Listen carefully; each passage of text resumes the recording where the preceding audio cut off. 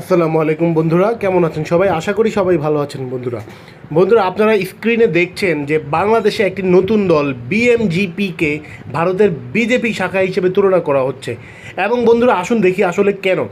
বন্ধুরা দেখছেন বিএমজেপি মানে বাংলাদেশ মাইনরিটি জনতা পার্টি, এইটার লোগো এবং এইটার যে পতাকা সব কিছু বাংলা বিজেপির পতাকার মতো। তো এইরকম একটি দলকে কিভাবে আমাদের নির্বাচন কমিশন নিবন্ধন দিল, এটা আসলে মানে বুঝতে আমাদের খুবই অসুবিধা হচ্ছে। কত বড় বড় দল এখনও রয়ে গিয়েছে, লেবার পার্টি, এনসিপি, এদেরকেই দেওয়া হয় না। আর এই একটা দল যাদের কোনো অফিসেই নাই ঢাকা ঠিকমতো, যারা কোনো ক্রাইটেরিয়া ফুলফিল করতে পারেনি, তাদেরকে দেওয়া হয়েছে কি নিবন্ধন। এবং এইটা নাকি হাইকোর্টের আদেশে দেওয়া হয়েছে। এবং হাইকোর্ট কিভাবে রায় দিল, কিভাবে তাদের চোখ এগুলো এড়ালো, এইটা আমাদের বুঝতে খুবই কষ্ট হচ্ছে।